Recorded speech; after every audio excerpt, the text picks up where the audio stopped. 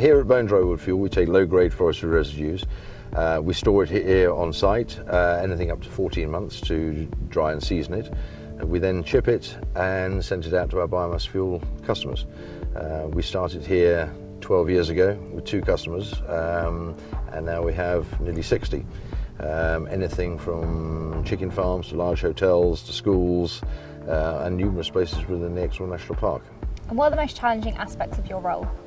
For us here at Bone Dry Wood Fuel, the most challenging aspects of what we do are really the weather, the high rainfall that we get on the top of Exmoor, and during the winter the possibility of being snowed in and not being able to get out to deliver to customers. So how is what you're doing helping to sustain Exmoors Woodlands? We offer numerous benefits to woodlands and woodland managers and commercial foresters on Exmoor, because we're able to pay a premium for the low-grade timber that they would otherwise have had to send off Exmoor. It also means that foresters can harvest timber that would be otherwise commercially unviable. So why is what you're doing important? What we do here at Bone Dry Wood Fuel has numerous advantages. Firstly, there's the timber management. A lot of commercial forestry on Exmoor that wasn't viable before is now being viable because we're paying a premium for the low-grade timber that's coming out. Secondly, also on Exmoor, we're a hill farm ourselves. We're surrounded by the hill farms, all of which are struggling financially. We've created 4 part-time jobs for local farmers involved in the wood fuel supply chain.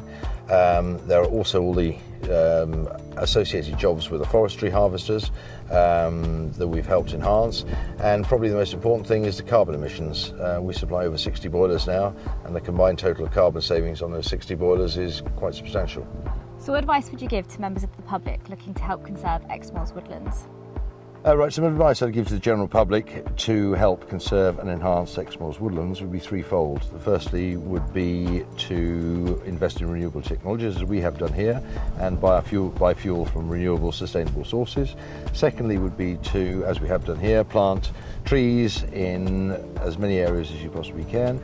And thirdly would be to join the Woodland Trust. And the Woodland Trust helps promote woodlands across the country, and in particular in the National Park. So Richard, final question, what's your favourite woodland on Exmoor? My favourite woodlands on Exmoor are certainly the numerous oak plantations along the sides, for example, of the River Barle that runs from Dulverton.